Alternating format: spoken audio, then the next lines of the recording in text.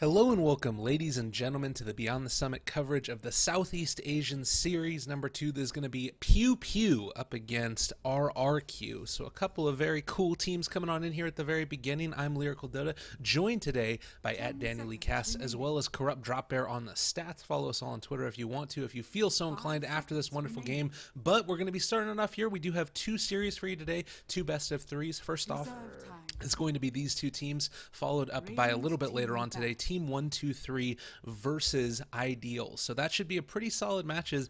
Danny, how are you doing today, and what are you hoping to see in this set of games that we got going? Good evening, good afternoon, good morning, good wherever you are. But I'm feeling very good today. There's actually a thunderstorm outside, so I'm feeling absolutely amazing right now. We've got RRQ versus PewPew Vietnam. I've actually had the pleasure of casting PewPew recently, whereas for RRQ, I've heard a lot of things about them. They're one of the top teams in Indonesia, and in particular for this team, they have something similar to First Departure, where it's going to be the Koala show. I'm not too sure who Koala's tagged up as, so we'll figure that out eventually. I'll actually try and find that out for you guys, but it's essentially the Koala show. The whole team caters around that single player. So you got to keep an eye on RRQ and what kind of heroes they pick up. I think one of the major heroes that Koala is known for is a Meepo pick. So keep an eye out on that hero. You might see it picked, we might see it banned, who knows.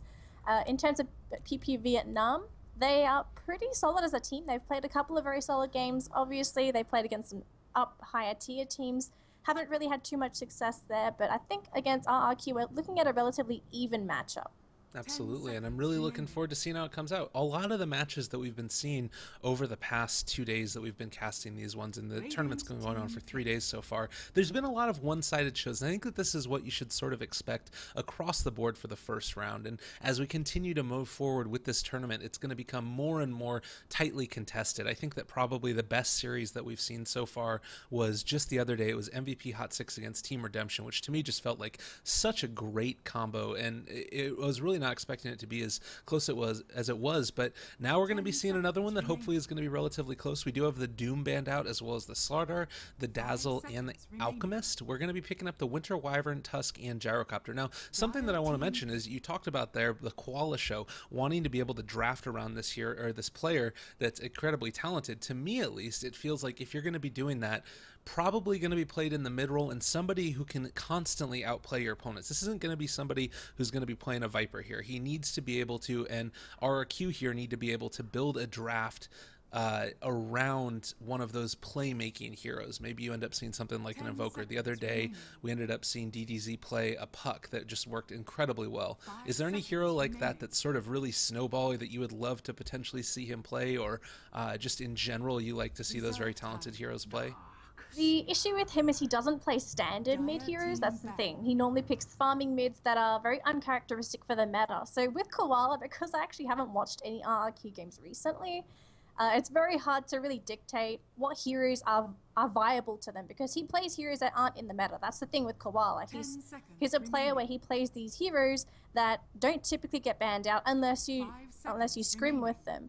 So, as you said, Invoker would have been a nice pickup. Meepo, as I said earlier, is one of his signature heroes. But I'm looking at him, and it'll be mostly those high skill cap heroes that are able to take advantage of that mid role, because he is also a very aggressive player. He does not sit back passively. He does definitely contribute to the team when it comes to any sort of team fight scenarios. Very rarely have I seen sitting back in a farming role. And I think this Ember ban, very warranted here for PewPew. I think Ember Spirit would have been a good hero pickup for Koala as well, as that hero can sit in mid, but also scales very well into a late game scenario. I think Wind Ranger is also one of his signature heroes. You have to keep an eye out for that one.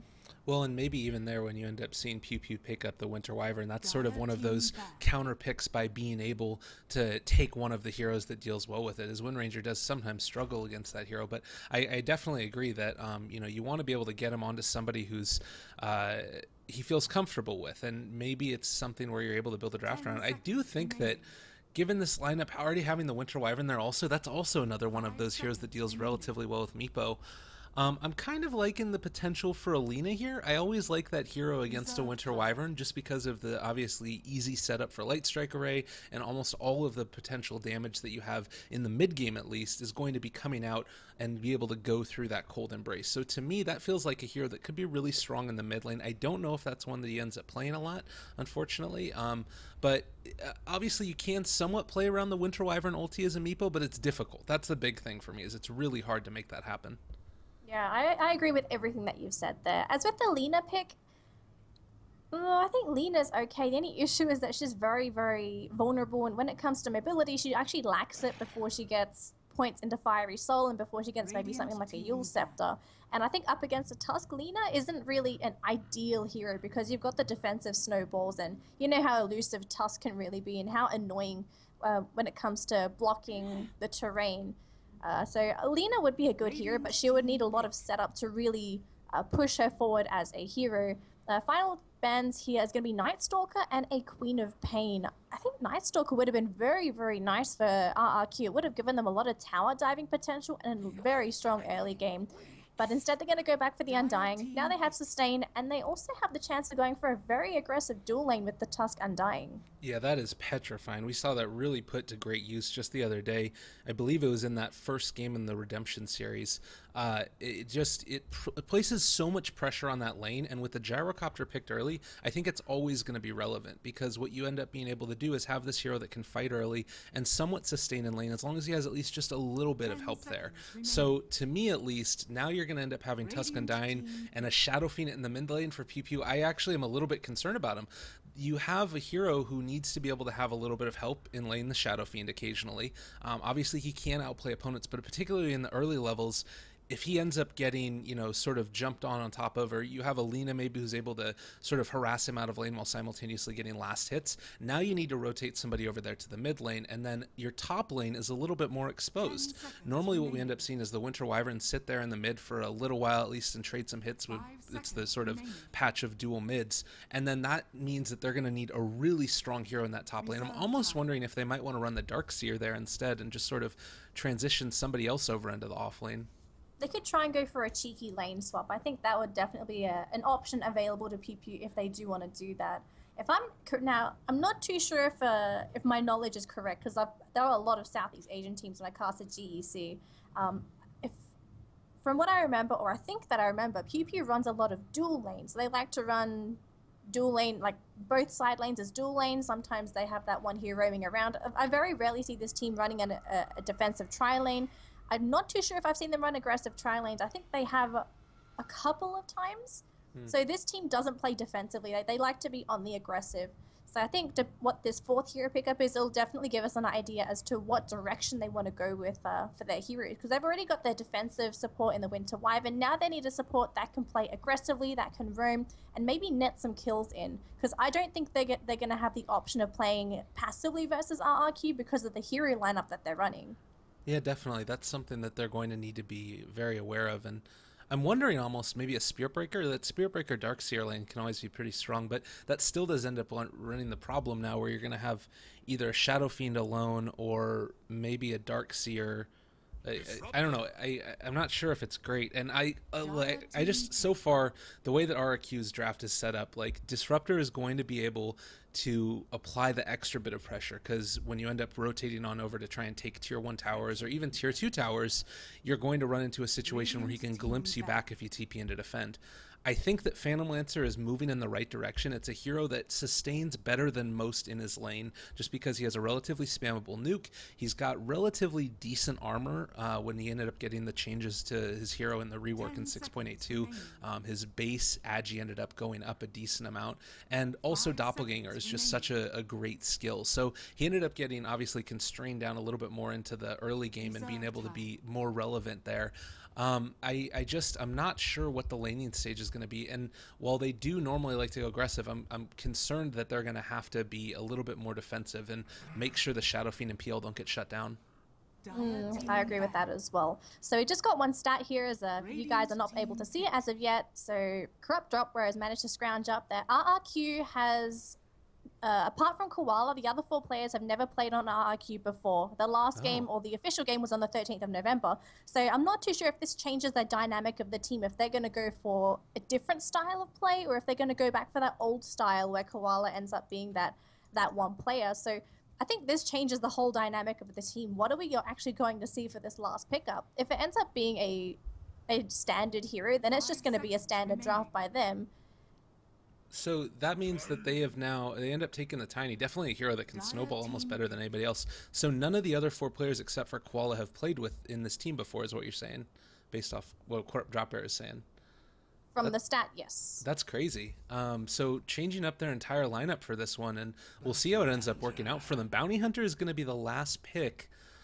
I like the draft so far out of RRQ. I think that it is a very formulated strategy for what it's going to try and do. Get an early Blink Dagger on Tiny, just start roaming around the map and making kills happen. Hopefully get some mana boots up on the Undying, I would imagine, so that way they have the sustain, or maybe he ends up going for the mechanism and Tusk ends up going for the mana boots. They can kind of go whichever way that they want, but to me at least, that's going to be the big determining factor here. Is Tiny wants to go, I think, for an early blink, and they need some other way to keep his mana up there. Do you think that a bottle might just be enough, or what are your thoughts on that?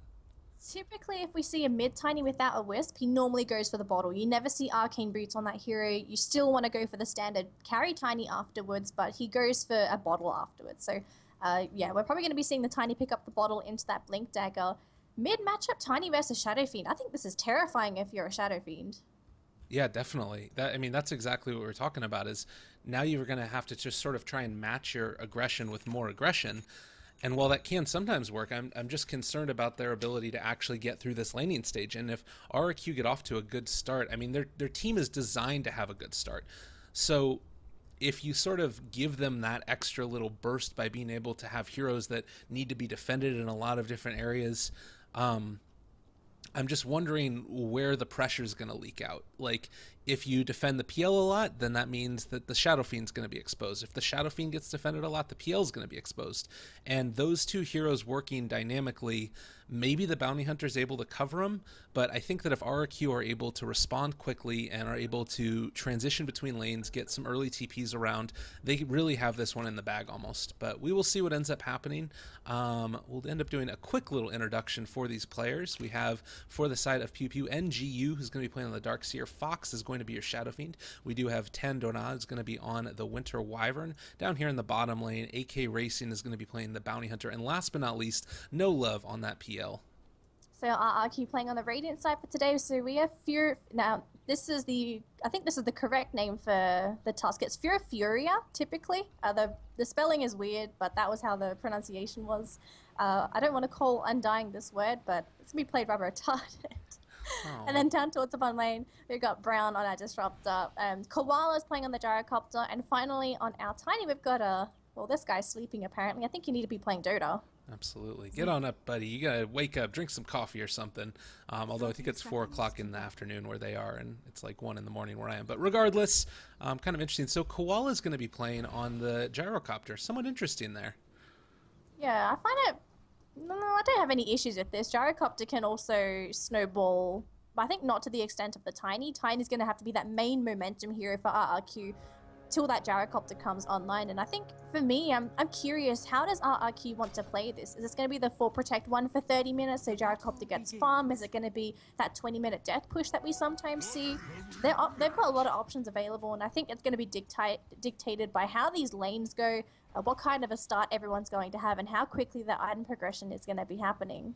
Absolutely, and I think that, touching on that also, normally if you end up seeing the Tiny in that mid role, that's sort of the signature hero, you'd expect that early Blink Dagger, and there's much more likely of a possibility that we're going to end up seeing a 4 protect 1 now that you end up having the carry that's your sort of signature hero. So this is going to be interesting to see. They are going to be still having the Bounty Hunter here in the mid lane, trying to snipe on out this bottle, and if they're able to get it, this is very relevant for the Tiny. He needs that mana regeneration, he needs the health regeneration. Sitting only on the 2 tangos definitely can be a quick kill if he's able to get a good angle on the Shadow Fiend. Meanwhile, we're going to have a pull down here in the bottom lane, which was not contested considering the fact that the Darkseer wasn't able to place that ward over in the jungle as they tried to get that one down, but haven't been able to find the kill yet, as Tiny doesn't quite have the CS. He just does now enough for the bottle.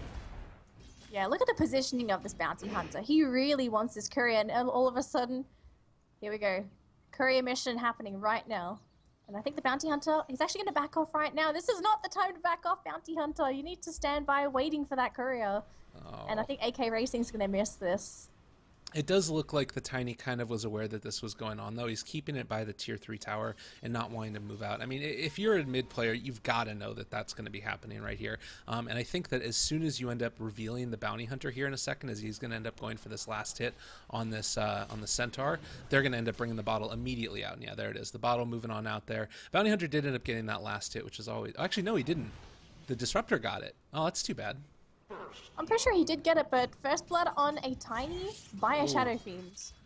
Sorry, I missed that one. Sure, I missed it too, actually, but who would have expected a Shadow Fiend to be able to get all those raises onto a Tiny? Was it actually raises or was it right clicks? It's not showing me skills in the recap.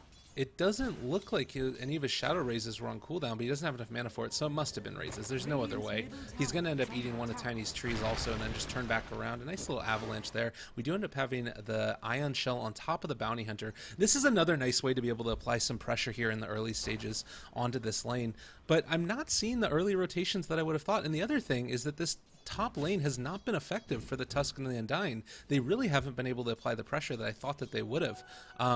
And the fact that, like, so we talked about the fact that you were going to either see a lot of pressure coming forward onto the Shadow Fiend or a lot of pressure coming forward onto the PL. And the reality of the situation is because Shadow Fiend was able to take out that Tiny in the mid lane, all of that pressure is alleviated. And I'm really concerned about RRQ now and their ability to do well as we get later. They need to be ahead right now.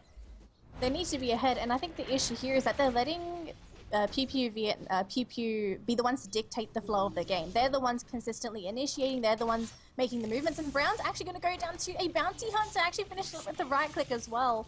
A tower's going to be there, but AK Racing gets out of there quite easily. You should not get a kill like that. Top lane, oh no love, just barely going to be able to get away from that one on 35 HP just a second ago. I think that he was on 10 and ends up walking away from it after the soul rip does not quite kill him off, and now they're just going to be able to heal him back up, cold embrace one time as well as some tangos, and he's happy as a clam. PL not able to get killed, and all of the mana expended for these heroes. It looks like this Undying here is going to be able to potentially get his clarity broken in a second too. If they're able to break that, that would be huge, because he doesn't have the ability to sustain in lane really effectively if they don't have that mana. Yeah, it'll be time where he's not able to do anything, but Tusk is actually making arcane boots, so their mana problem should be alleviated after that comes up, but it's going to be a while for him to get that CS. So it's just PewPew feeling a little bit more safe in that top lane, knowing that because of this lack of mana, that there's going to be no pressure coming out from RRQ. And they're even going to TP someone up in the top lane, AK Racing, with the Bounty Hunter Ion Shell onto him as well, and I'm pretty sure no one's going to be expecting this. Actually, never mind, there's a Sentry Ward in lane. They spot AK Racing, they're going to go for the snowball. Can they kill him off? He's quite tanky on the block off with the shards. That should be enough to get AK Racing heals. Their Fury is actually going to be chased down by No Love. Should be going down. There's actually no mana left, and the zombies are going to slow him down, but here comes the Mango, the Salve. It's going to save Fury, and now he has to run away. There is no Tombstone though, and the Undying gets out safely as well. No lives were lost aside from the Bounty Hunter, so small win for QQ, whereas for PewPew, unfortunate without the lack of damage, they did not get that kill. Yeah, it was really too bad. It was pretty close. The other thing there is that the Undying ended up just ever so slightly missing his decay. Not sure if there's some sort of latency issues or something going on there, but it definitely could have been slightly... maybe you end up taking him out a little bit quicker and you're able to turn around and get another kill on somebody else. Regardless, he does end up going down in the end, so pretty nice for them. And I kind of want to augment my statement from earlier when I ended up saying that they really have to be ahead early. It's not necessarily that they have to be ahead early, as we do end up seeing the ward get eaten off there by the Bounty Hunter. Nicely done. But it's that the Undying in particular is a hero that's going to fall off significantly harder than these other supports. You think about Bounty Hunter, he's always going to be able to give you that extra vision that you get from track. He's also always going to be able to give you the extra gold injection that you want. Also, the Winter Wyvern, a great scaling support. You take a look at what the Undying brings to the table. If they have the Manta style eventually up on this PL, or even just his regular old illusions from Doppelganger, the Tombstone's going to go down. And I think that that's really going to be something that's relevant later, is he wants, this hero in particular wants to be ahead.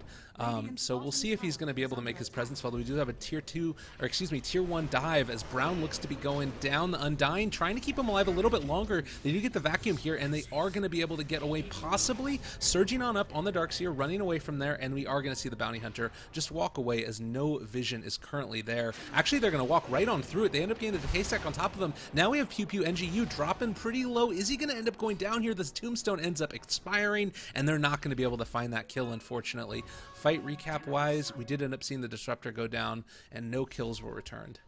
That's so unfortunate for RRQ, and that's just based off the fact that they don't have any heroes with any sort of catch mechanism outside of the Disruptor. And if Tusk doesn't go down, that's the same scenario as well. So without that catch, it's very difficult to really chase down a Darkseer with Surge. And not just that, but also the Bounty Hunter getting away. He just walked out of there with boots. Yeah, absolutely. And now we end up seeing the toss on back on top of the Undying. He can just turn one time. Ooh, that was close for a raise. Tiny ends up getting the last hit before we see the Undying fall. So pretty good there, but you saw there, right, how quickly the Undying was dropping just to the 2 raises that he ended up eating from the Shadow Fiend.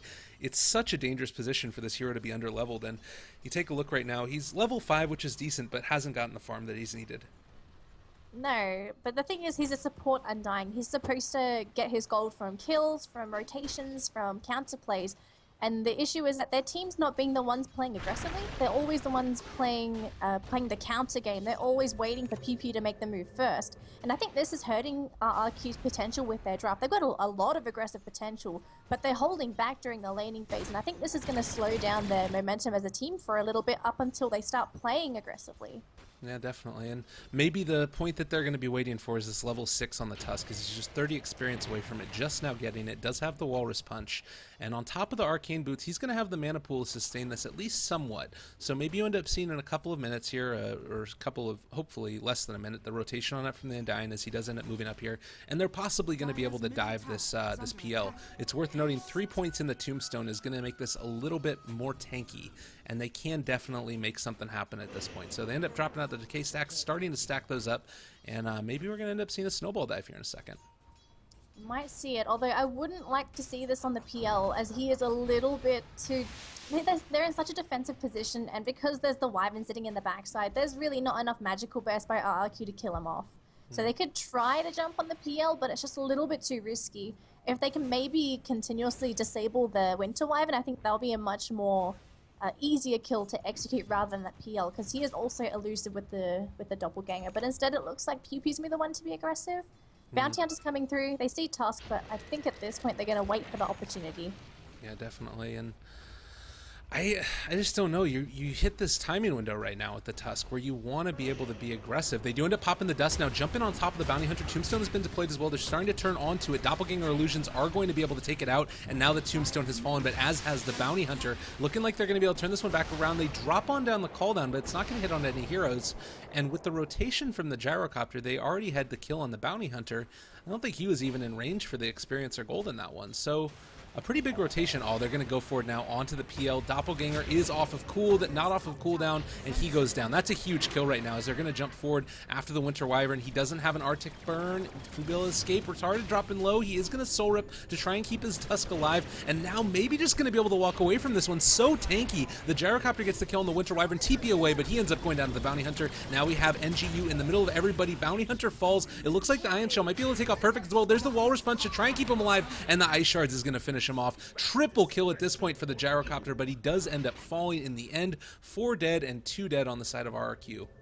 Absolute bloodbath, and that was a massive win for RRQ. Even though they lost the Gyrocopter, he died after everyone else on the side of PewPew had actually perished. So good news for RRQ, this is the aggressive style of play that we were looking for with their draft, and they need to keep this aggression up. Even though the PL can fight in this, you look at his stats so far, he's building a lot of stat items. It's a Ring of Aquila as well as a Bracer, but nothing big yet. So if they keep fighting when the PL is in this current state, he's much... Twitch it looks like, but we're back live yet again. Sorry again. We ended up seeing another kill, Disruptor going down as well as the Bounty Hunter. And taking a look at the fight recap off of that one, a relatively even exchange as we start to see the mid tower go down in the lane for Dire, and a bit of pressure applied up here top from them as well. We've got Fox coming down bottom. He's got the Shadow Blade deployed, but they actually see him with the Sentry Ward. He's not able to get the Requiem off. Snowball's going to be there. Allies are going to be coming in. It's just retarded. I think they're going to lose the Tusk quite easily. Bounty comes in, and Fury actually just goes down quite easily to Fox. No TP's in by RRQ, surprisingly enough, but maybe expecting that there was more there than there actually was. Yeah, absolutely. And you know, just thinking that they were going to be able to burst him down quickly enough, and unfortunately, despite the fact that the Shadow Blade was there, having a couple other heroes in the area was going to be able to make it be enough, and the Snowball was not quite enough to keep him alive. Now, we do have the TP rotations on in. They can toss in the Gyrocopter if they want. That's something that you occasionally see, but looks, at least for the moment, like PewPew is going to leave them alone. And just a couple of raises tossing it out here, sealing the enemy jungle. Always nice to see that happen. And taking a look at the team net worth, it's a 500 gold lead into the favor of PewPew, as well as relatively even in experience. So for RRQ, this is not the news that you really be wanting. You want to be ahead of PewPew in every single department, EXP as well as Golden. Even to a certain extent, you want to be ahead in map control. And so far, 12 minutes in, no towers aside from just a T1 has been pushed. And that's actually going to be an even trade eventually, as Tusk gets a deny. Okay, that's not an even trade, but it's still going to be both T1s taken down. For RRQ, I would have expected them to at least have done more pressure to these towers, as well as killing off heroes, just progressing through the game and taking away that map control from a PL, because if you have a team fight and PL's not there, even if PewPew dies, you're still giving space to that PL. He is still getting items, he's still getting EXP, he is still going to be relevant in that game. And I think for RRQ, they need to start taking map control away from PewPew. Maybe start doing some more dewarding, maybe even an early gem, just so that they can not only spot out the bounty, but also get rid of those aggressive wards from the Dire squad. Yeah, definitely. You need to be able to start to make that happen. And I'm actually a little bit concerned about their ability to do that, because you start to take a look at some of these items now. You have a mechanism up on the Darkseer. They're going to be able to sustain these fights really well. Oh, a nice start there. That's going to be able to kill him off before he gets off the mech. And all of a sudden, it looks like they might be able to take on Outfox in a lot of trouble. Requiem of Souls comes out. Perfect does go down. The Gyrocopter getting himself killed. And the turnaround now, Winter Wyvern ulti on top of the Undying. They're going to snowball, as well as the Avalanche toss forward. That kills off the Shadow Fiend. Bounty Hunter's still killing people in the area. It looks like the Winter Wyvern is going to survive, at least for the moment. No, the Ice Shards come through, and that's going to kill him off. And PewPew suddenly feeling the aggression out of the side. It was a brilliant initiation out of them. The fact that the Tiny was able to catch them out there at the very start of the fight completely turned the tide, and Darkseer not able to get off his skills. They need him to be able to find that initiation. But that's an issue, though, if you're being caught out by RRQ. What was the Darkseer doing that so far out with the Shadow Fiend that wasn't even that close into the fight? He was quite far away, he wasn't in position, he doesn't have anything like a blink. You can have a Shadow Blade, which is, you know, it's fine, but you have to expect sentry wards to be in the vicinity of the area. Because it's not just the Shadow Fiend that has invisibility, it's also the Bounty Hunter. And RRQ's aware of this, and they're reacting perfectly to the Bounty Hunter's rotations. He's not able to get in easily, because they're always not just looking for him, but they're just getting ready to repel him from, and also preventing him from getting some of that vision if possible. Yeah, definitely. It's always a tough situation. We do have NGU. Just take a little bit more damage there from the Avalanche and toss it on back. A couple of creeps. No big deal at all. Looks like this Gyrocopter is going to try and farm up. This is a dangerous position right now. I don't think that the Shadow Fiend has... he did probably actually end up showing as he nuked on out the creep wave. But Tusk now picking up the mechanism. We're starting to see several of these items that are going to allow the brawls to continue. And given the fact that we're in a situation right now where we're relatively even, I still would have to favor RRQ in all of these engagements. Like, if PewPew are able to get out some solid teamfight ultis where everybody's grouped up on the side of RRQ, then I think that you find the kill and probably win the teamfight. But I haven't seen them be out of position all that often. It felt like they've been able to sort of respond well to the early aggression, and that Disruptor Static Storm is just so key in being able to disrupt it. The big AoE silence, it makes it a lot harder to get those spells off. They could effectively just save that silence for the Darkseer. Just bring him back, just throw him in the silence, keep him there, burst him down, that's it. There's no Darkseer, that's no mech, and I think that's a lot of the utility for PewPew down the drain. So RRQ, they can definitely play like that if they want to, but their tools, they have so many tools available that they can play quite loosely. They're not forced into one style, except for the fact that you don't want to go super late up against a PL, because even though you've got Flak on a gyro, it's not amazing, and even though you have a Tiny without a wisp is, he's not weak, but he's significantly handicapped in what he can do. Yeah. You have to build so much more into him. And while you have, the inclusion of Moonshard into the game, giving you that 7th item slot, it's wonderful. it still is a problem where your hero lacks one or two different things, whichever build you end up going.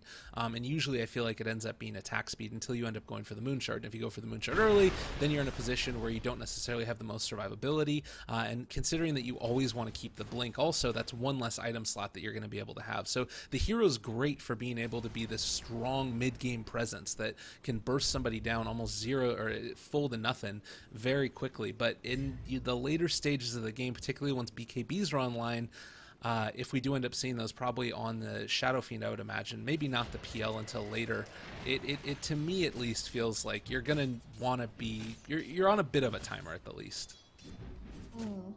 So now we have a smoke bank coming out here for RRQ, or at least a roaming smoke to see if they can spot anyone out. But you look at PewPew on the map and they're all just staying roughly around the mid-section of the map. They don't want to separate. They know that RRQ is looking for blood, and they're going to go for their own smoke because they see some heroes up top. PL's even going to head up there as well. So does it look like PewPew wants to play aggressive? It seems like they want to go into RRQ 5 versus 4 here without the Tiny. I think they know Tiny is in mid as well.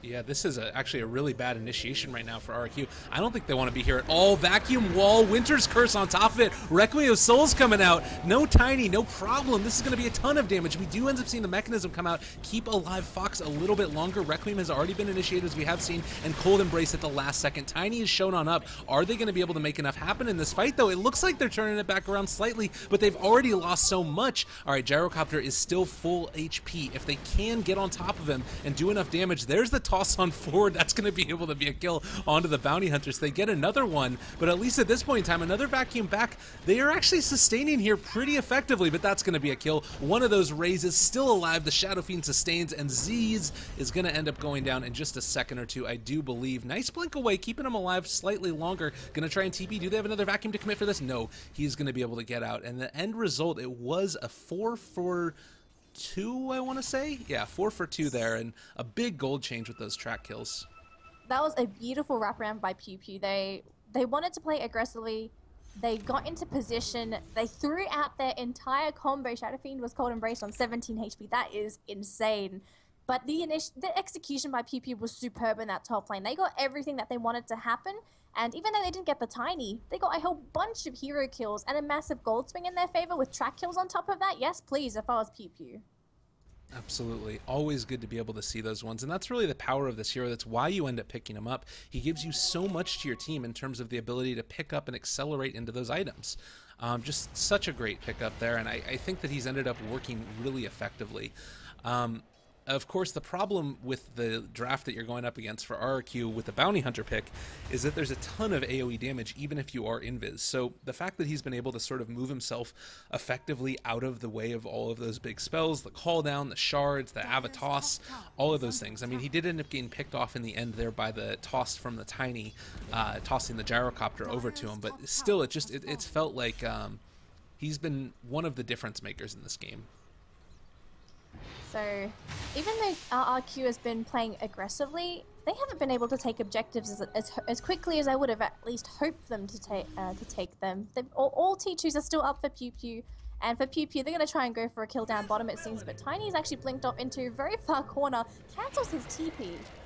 Right, well, he is tracked up, so they know he's there, they know he's not TPing, and they're all backing up. It looks like they're going to try and go for another wraparound, it seems, maybe the same plan as up top.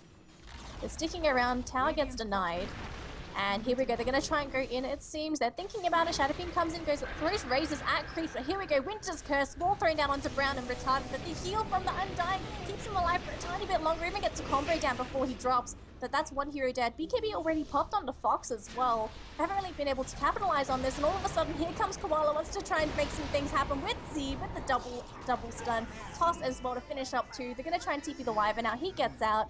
And it seems that it's a 2-for-1 trade in the end. Shadow Fiend and Darkseer for a Disruptor. That was not the plan for PewPew.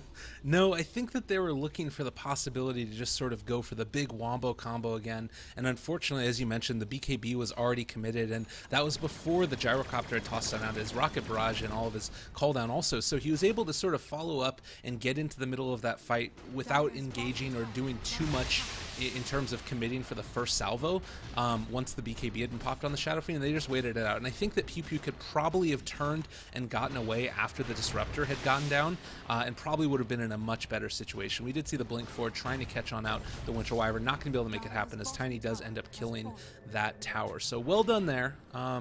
A bit of a sticky situation, though, as the comeback starts to turn around. But they don't have the track kills. That's the other part, is that PewPew are still able to maintain a bit more of a lead just based upon that ability alone.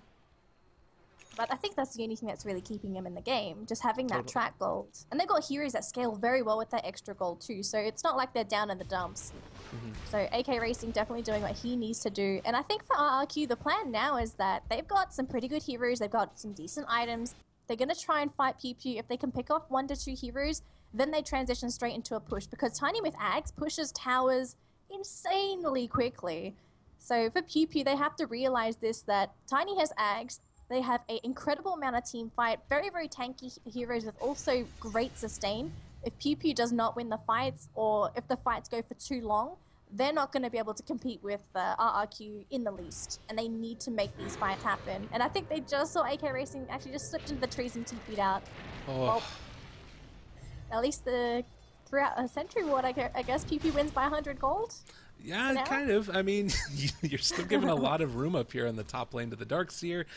PL is starting to get more and more fat. Diffusal Blade already finished. This is an item that is just going to really wreak havoc on their day, the side of RRQ, because they rely a lot of these heroes on spells to be able to cast them. All of them do. The majority of the damage at the early stages in each of these for each of these heroes, Tiny Avalanche Toss combo. For Gyrocopter, Call Down. The Disruptor needs to be able to have it. Tombstone needs to be able to be dropped. Tusk is just all spells to be able to cast. And while you do have the sort of mana boots there from the Tusk to be able to maybe keep it alive a little bit longer, it's still such a tough situation. And I'm really concerned about their ability to deal with the PL Diffusal Blade. And the mana drain that comes with it. The plus side again is that you've got Tiny with Ags, and he is going to be able to burst him as long as he finds him first. Yeah, that was actually what I was going to point out, that Tiny has Ags, and I think at this point the illusions are almost one-shottable. It's like two-shottable, I think, because they take, what's the percentage? 500% damage taken. So 1 to 2 shot really from that Tiny. So I think RRQ at this point, the illusions aren't scary yet. But once the PL starts to tank up and the illusions require 2 to 3 hits from the Tiny, that's when you're going to be running into an issue if you're RRQ. Because as you said, mana it's key on all these heroes, all of them. And because they don't have that many arcane boots, because they've only got the 2 actually, I don't think it's going to be enough to sustain over that PL if he does have prolonged amounts of time to really jump onto a target. Yeah. Well, and I think... So the other thing that I'll talk about real quickly with regards to that is we do end up seeing the PL and Shadow Fiend on the DD going to move on into Roshan, take this very quickly. Very happy, I would say, probably to trade this for a tier 2 tower if this does end up going down, but they could probably come and defend afterwards. What we've seen a couple of times in the fight is that the PL has come in after the fact to try and make kills happen just by sort of running a cleanup crew, and that's going to become that much more effective with the illusions. Like, if they blow their early burst on trying to take out the Shadow Fiend, then I think you have this chance for the PL to come in and just really clean up house in a way that they weren't able to before. That being said, RRQ have a way to outplay it if they sort of save all of those big bursty spells for him. So it's really going to come down to execution in the end here. Ooh, blink away last second before they ended up being able to find him. But I think this might end up still being a kill. They have the Shadow Blade raised 1 time, 2 time. They are going to commit the Winter's Curse for this one, and it looks like the Tiny is going to go down as the Vac wall comes in. He ends up following Winter Wyvern with the kill. Tiny a little bit overconfident with his positioning. He just blinked up to the high ground and farmed the Ancients like that. You saw how close the heroes are, and for PewPew in their position, if they see a hero by himself, they're going to jump onto that target in no time. So I think for the Tiny, a little overconfident to just farm the Ancients like that, and now because Tiny's down for 30 seconds, PewPew's going to go for their own push, and you can't underestimate their pushes. PL's illusions actually do quite a bit of damage to the towers.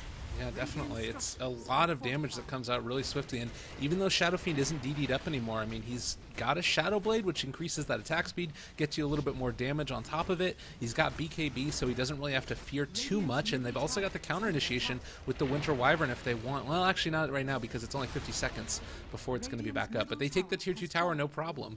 Aegis up on the Shadow Fiend. He is swaggering away, happy as a clam. They do have to be aware of the split push, though. That's something that we've somewhat seen, at least at this point, is RRQ pushing out the top lane as well as the bottom one. Both of the tier 2 towers are gone for them, and they've been doing a good job of making sure that they're consistently taking objectives while RRQ are taking other objectives around the map. So now with how the momentum of the game is flowing, it's not 100% in RRQ's favor yet. They still have a couple of moments where they show signs of weakness, and PewPew's capitalizing on that. Do they still continue on going for this 5-man death ball? Because it seems like that's all that they want to do. They're just grouping together, pushing down towers, and I fear for them because they can keep on trying to do this. High ground's still going to be a complete and utter horror to do, and they also have to remember that because you're grouping up, you're not farming as efficiently as you typically would. So you're gonna fall behind in terms of gold, and you're up against a bounty hunter as well. So that doesn't help the situation. What does RRQ do? Do they keep on doing this style, or do they have to change it up? Maybe get a kill farm for a little bit, items? Well, they've been trying to find as many smoke ganks as they possibly can. Their smokes are on cooldown for another minute at this point, and if you take a look at their items, currently at least, they do still have one up on the Disruptor. It's just that there's not a great opportunity for them to smoke up and try and find kills, because that's, I think, the other answer, is you either sort of group up as 5 and try to take objectives, or you try and find pickoffs, and then off the back of that take objectives. And like, it's pretty evident at this point, if they were going to be able to smoke, that they would run into 5 heroes on the side of PewPew, and also that PewPew would know they're smoking, just to be able to, you know, there's nobody showing on the map, oh, what are they doing? And considering that you have this Aegis up on the Shadow Fiend, I think that they really just have to try and hold at this point and hope that they're able to contest the second Roshan before they end up being able to take it on the side of PewPew. That's, to me, the best option for them, is continuously keep these lanes pushed out, continuously try and farm up your next set of items, and then eventually you're going to be able to possibly take a team fight or two here in a few. I'm very surprised, though. Take a look at the courier that's delivering the next item for the Dire. It's a BKB for the PL. He's gone full-on fighting. This is rather peculiar. I thought he would have still gone for that sort of elusive PL that we sometimes see in the mid lane. They looks like Fury tried to go for a quick kill into AK Racing. They might be able to finish him off in the meantime, but the heal's not going to be there, as they does get burst down with that final tick. And now we have Koala trying to fight up against 2 to 3 heroes, and unfortunately he's losing a lot of HP, but it looks like the Wyvern might get taken down by Perfect. No, it's not going to be quite enough. The heal's there from the Undying. Buyback from the Bounty Hunter. Brown's actually going to go down as he is super low and gets sniped off by the PL. A support for a support, and there was also buyback, and actually Tiny's in the base. Okay, I did not see this. He's taken racks already. Here comes a snowball save to keep him alive for a little bit longer. Onto No Love. Vacuums there. They're going to keep the Tiny, and they also take him down with the Tusk as well. But PewPew, oh my goodness, I didn't see the tower being taken. I'm not sure if they did either till afterwards. Yeah, and then you end up getting the buyback on the Bounty Hunter just to try and get all of those tracks off to make sure they find him.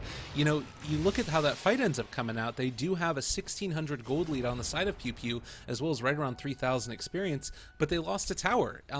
And net worth-wise across the board, RRQ are starting to do a little bit better, I think. Like, I just... This is what we were talking about earlier, is the split push game, losing both of those towers. It's always something that's going to be relevant. We talked about Tiny as a hero not being able to scale well. Of course, that's true. But once he ends up getting up this Hyperstone, his attack speed and his ability to burst down the towers is still there. It's not as swift as it is with the Wisp with Overcharge, but it's still incredibly potent. And the fact that they ended up losing both of those already, they've got a couple of heroes here that can sustain in a team fight, waste a lot of time. You think about the Disruptor, glimpsing people back away as they're trying to chase him. You think about the Tusk there. He blinks on in, gets the snowball off, and is going to be able to hold you inside of him for a little while before they're going to be able to find the kill. And that's precious seconds that you're going to be able to find those tower kills on the Tiny. It's a really, really interesting draft here out of RRQ, and what they've been able to sort of transition it into is just much more objective based. Yeah, it's not just their draft there. It's really good execution and decision making from RRQ, because I honestly was not expecting them to use the Tiny, to use the rest of the team as bait to have the Tiny backdoor. So really good stuff from RRQ. If they can keep making decisions like this, I can see them probably taking this game relatively soon. They just have to make sure they can keep outplaying and out-mind game PewPew. Definitely.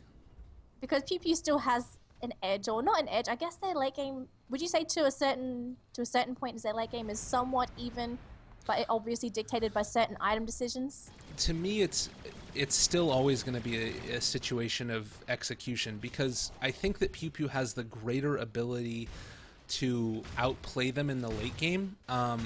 just based upon sort of microing the individual PL illusions to take down the tombstone. That's going to be the biggest thing to me, is how well this Undying is going to be able to be effective in the late game. And now that he's going for an Aghanims, this to me is the answer. Like, I normally, when I think about this hero, he doesn't scale incredibly well, but given that these team fights have been big, huge engagements, I really now am starting to feel like RRQ do have that potential to scale late, just because of that one item right there, and the fact that he's going to be able to steal 10 strength from every individual decay stack. It's on a 4 seconds cooldown once he ends up getting it to level 4, which it's not as of yet, which is a little bit unfortunate, but he needs to be able to keep that tombstone alive.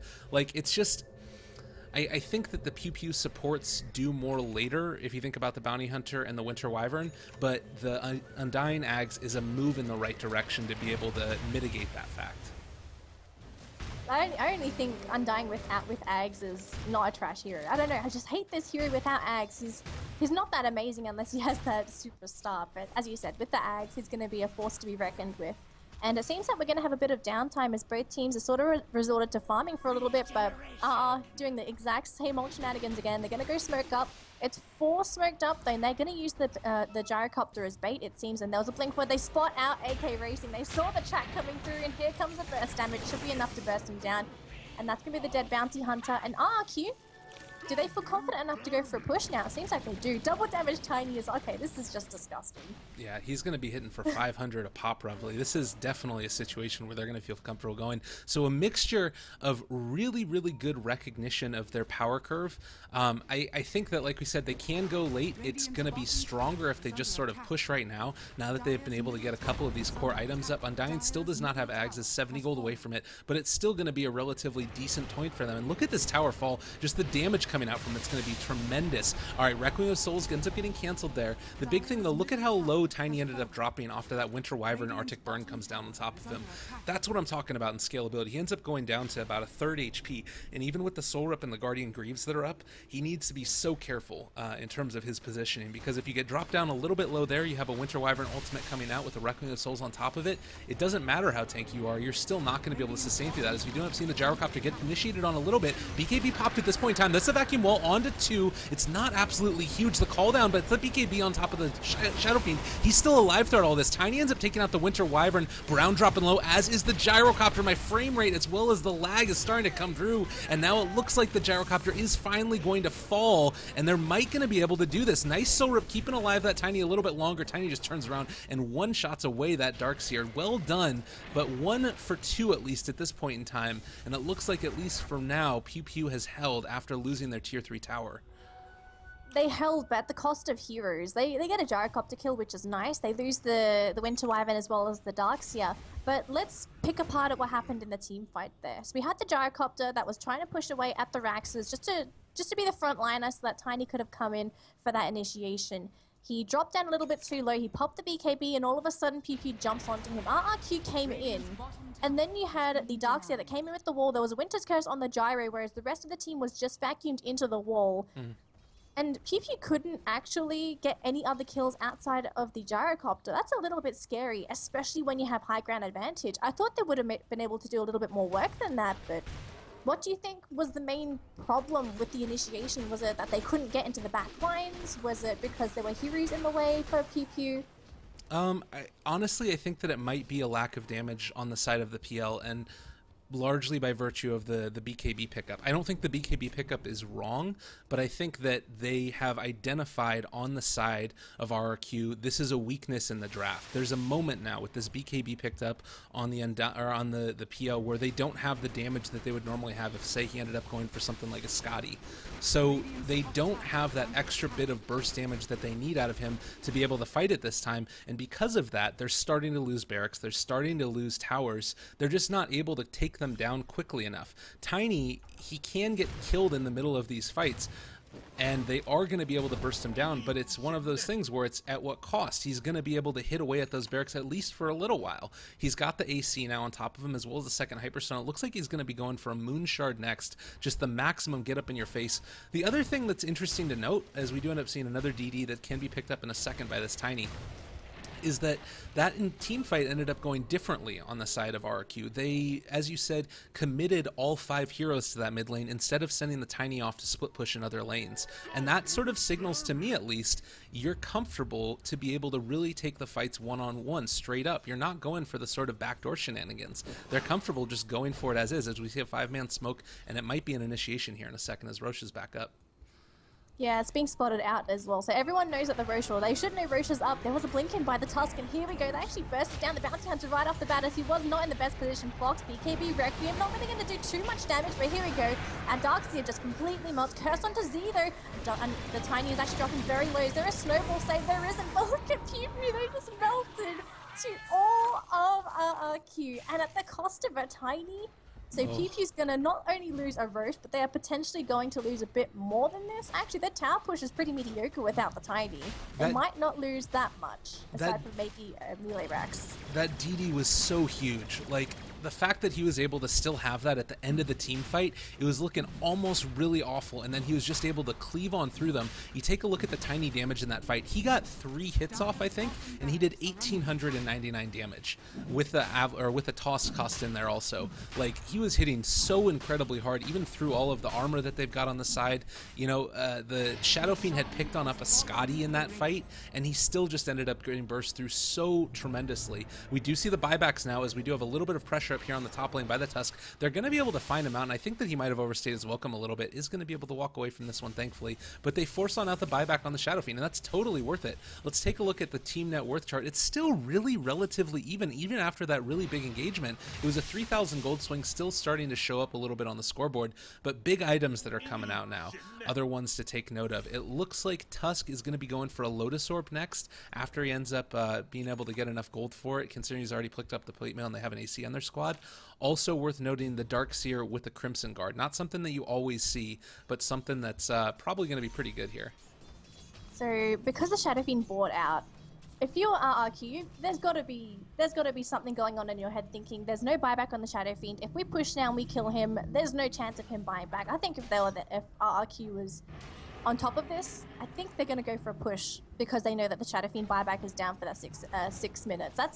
That's huge, because without the Shadow Fiend, that's a huge pile of damage not available to PewPew. And I think without the Shadow Fiend, I don't think PL is going to be able to really be sufficient in doing enough damage for the rest of his team by himself. He's still relatively fragile, he can get bursted down, and by himself, he's melee. He's going to be in the middle of everything, and he's going to be taking a crap load of damage compared to Fox, who wants to be on the outskirts. So is RRQ going to capitalize on this? We'll have to see, and it looks like they might be, as they're moving as a 5-squad unit, this time down the mid lane again. But it's not going to be any surprises. They show themselves at the creep wave, and PewPew, they're prepared, but they need to be extremely cautious with this high ground defense. Yeah, definitely, and we do end up seeing the Gyrocopter just comfortable moving on up there. The Shadow Blade has been committed at this point. It looks like you talked about the PL is going to end up going for the Scotty. I think that this is the answer. I'm just worried it's not going to be coming quickly enough. We do have the first barracks going down, and they just don't have the ability to fight on into this. They don't have anything that they need. The Arctic Burn was doing a lot of damage, but look at Tiny down there. He jumps forward, is going to be able to catch immediately onto the Winter Wyvern. They get the Disruptor ulti on top of him also. They do finally get out the Requiem of Souls from Fox, and as the BKB charges wear off, he's going to be a little bit vulnerable now. No Love starting to fight up against the Tiny there. They are going to be able to get a diff blade charge on top of him. Nice doppelganger away. They're starting to turn around, are going to be able to burst through that Aegis finally, but it's coming at a big old cost now. The Aegis has down. Maybe they're going to be able to take out the Tiny. This could be the moment that they're looking for. The Darkseer ends up going down also from the Tusk. Nice jump forward. Bounty Hunter ends up killing off the Tiny with that last Shuriken toss, and it looks like they're at least for now going to be able to hold. The PL survives. That's the big one. The reinitiation is going to end up happening as they're thinking about it. I don't know if this is the right move for them right now. Perfect on the Gyrocopter, starting to follow, and this is the time for PL to shine. He's going to end up taking out 3 heroes there. Excuse me, double kill on him. Gem on the ground, and I think that reinitiation by RRQ was a big mistake. Let's be brutally honest. That was a 3-2-2. Yeah, there's no other way to explain it. What was the mindset for RRQ to actually go back in there? You had the Tiny dead, he's your major damage source, your Gyrocopter by himself is not enough to deal with both a Shadow Fiend as well as a PL, and they just got ripped to shreds by PewPew because they had all their major cores up, they had the control, and they brought the heroes down. There's no reason RRQ should have actually even attempted to reinitiate. If they just backed up, that would have still been a major win for PewPew, regardless of losing the Tiny or not. Oh my goodness. Yeah, and honestly, I think that that's almost game losing at this point, if we're going to be completely frank about it, because you take a look, RRQ off to a really great start. They've only taken 3 barracks at this point, and while that's definitely significant, that was 1900 gold going the direction of the PL, and now he's going to be able to pick up a Scotty off the back of this, and now he's getting to the point where he's nigh unkillable. You still do have the burst damage coming out from the Tiny, you still do have the burst damage coming out from the Gyrocopter, but those 2 team fights where you saw RRQ look so dominant was when you had a DD'd up Tiny, when he was dealing 500 damage a pop, and right now he's still a big old guy and he's going to be able to hit with the Moonshard pretty hard, but it's 300 damage and he doesn't have the extra survivability. He doesn't have his BKB on him yet. It's actually on the courier going to be coming out. If they're able to burst him down before the BKB comes, this would be a disaster. Winter Wyvern able to take out the Disruptor. It looks like with the Snowball Forward, they're going to be able to maybe, at least for the time being, burst on the Winter Wyvern, trying to turn over here onto the side. He doesn't have his BKB on top of him as of yet. Meanwhile, the PL in the background is just ripping on through that Undying. He goes down. Bounty Hunter takes out the Tiny, and this could be a disaster. It looks like everybody's going to end up going down. Are they going to be able to find off this Gyrocopter? That's the key hero that they need to be able to take. The Diffusal Blade charge was committed, but not quite enough. And a 3,400 gold swing with the BKB finishing on the Tiny, but not delivered. Oh, goodness. That was an absolute tragedy. Oh my god. I don't think the game could have gone any worse for RRQ, and I think it was just off the fact that they gave a lot of gold in mid, and all of a sudden they lose one team fight, and then you look at the positioning of PewPew, Bounty Hunter's picked up the gem, but RRQ, I don't think they have enough to really defend this entirely. Tiny's back up in 44, and PewPew's going to hang around because they have all their damage dealers here, and they also can safely do damage with no love because he just has all the illusions to work with. And look at RRQ. They're so defensive, they actually don't want to lose heroes, but no love in the meantime, taking a lot of damage. Actually has to be really careful, BKB or not. He can still potentially go down, has to pop, but has to run away. Fox trying to Shadow Blade out, but looks like he's going to be caught out here. Although he will be able to get out 4 staff as well. There should be enough to keep him alive, whereas for Koala, oh, here comes the glimpse. Here comes Brown. He wants to get a kill. He will lose his life, but they get the major kill on the Shadow Fiend, who has a 90-second death timer. Tiny's back up in 10. RRQ, do they try and go for a push, or do they wait? I think that at this point, I think that they actually have to probably try and go for it. Shadow Fiend is going to have buyback in about halfway through this push. But I think that they do need to try and take the advantage here. You don't have the buyback up on the Tiny. You don't have the buyback actually up on anybody of the side of the Radiant. I don't know if they're going to be able to make this push happen, but they can feel that that clock that we were talking about earlier is starting to tick down. And you got a Diff Blade level 2 on the PL. He has buyback and also has the Scotty. Honestly, to me, it almost feels like you just need to go for the Tiny, BKB up, and push for the tier 4 towers almost. I don't know if they're going to be able to win an extended team fight because they have a buyback on every single hero on the side of PewPew. So if they do end up having a very long extended team fight, I think that they're going to lose the battle. And it does look like Gyrocopter's going to move on up here. They're starting to place a lot of damage on this tier 3 tower here. Maybe they end up backing up after Mega Creeps, but that's going to be a vac wall as well as the Winter's Curse initiated here. ZZZ starting to turn back around, trying to fight on into him. It does look like the buyback from the Shadow Fiend. He's in the middle of all of them, but the Tiny takes on down the Darkseer. This could be a bit of a problem. Buyback on 3 heroes immediately. No Love starting to fall as well. He's going to buy back. Now you have 5 buybacks on the side of PewPew. Can they kill off this Tiny and the Gyrocopter? It looks like the Shadow Fiend is going to finally be able to kill him, and now the Gyrocopter going down. I do believe they are going to be able to make this happen. Do they kill him off? Nice Winter's Cold Embrace, going to be able to keep alive Fox for a second. Vacuum back into all of them. Still the Dundine is able to survive, but triple kill for the Dundine. I think that now they might have done it at this point. They're going to run right on down the mid lane. No buybacks. Well, they actually were able to get enough gold from that they have buybacks on several of the heroes, but 4 committed for PewPew. That was huge, but I think for PewPew, this is the death push. If this doesn't work and RRQ manages to not just defend it, but also kill off some of these heroes, this is going to be it for PewPew. This is their one chance, unless they wait for the Roche, which is... Okay, let's take a look. It's a max Roche. This is not what you want, but it doesn't matter. So here we go. Buybacks are coming out for RRQ. PewPew, can they make this happen? Can they actually turn this game, which was supposed to be a relatively easy win for RRQ, into a comeback? I'm super pumped for this. High ground defense, here we come. They're going to be going for it. Kinetic field, everything they can. Tiny is back in 25 seconds. He doesn't have buyback, so they're going to jump forward and start bursting on down this tier 3 tower. And I think that they might even, it looks like they're not going to be going for tier 4s, and I don't know about this. The Undying is in the middle of all of them. Nice doppelganger, a way to get away from it, and it looks like Furyu is going to end up falling very quickly. The Static Storm has been committed. That's catching on to the Bounty Hunter. It does look like the Shadow Fiend takes out the Tusk now, though, and Gyrocopter soon to fall. Also, Winter's Curse engage. It looks like at this point the Tiny's going to come back in, but everybody else on his team is dead. No more buybacks on the side of RRQ, and I think that they might have been able to do it. PL is still very low, but Fox is also very high, and I think that they're going to back out at this point. Fight recap-wise, we're taking a look at a 1900 gold swing, but really, at this point in time, it is all about those objectives. Oh, the craggy exterior! Is that game winning as well? Fox is starting to drop pretty low. They're going to jump forward on this PL. He's not going to be able to sustain through it, though. Not quite tanky enough, and Tiny says, get out of here. At least for now. What even is this game? Guardian Greaves, they're going to reinitiate in a second or two. And that was Tiny's 9-second BKB charge, so he used it to kill off illusions, and then PewPew, they're still going to go for the towers. Oh my god, that's not what you wanted. Vacuum Wall, it's going to only catch onto 2, won't kill them off, but it is delaying the inevitable as the Raxes are being taken down by PewPew, and RRQ, all they can do is watch as they are losing their base as we speak. 40 seconds on Gyro, it's going to be a while for him to come back, but I think RRQ, they might be able to make this happen if they can get their spells off. 9 seconds on the Static Storm. This spell is crucial. If they can actually catch this on the Wyvern, then that's going to be it for PewPew. That's their major control down the drain.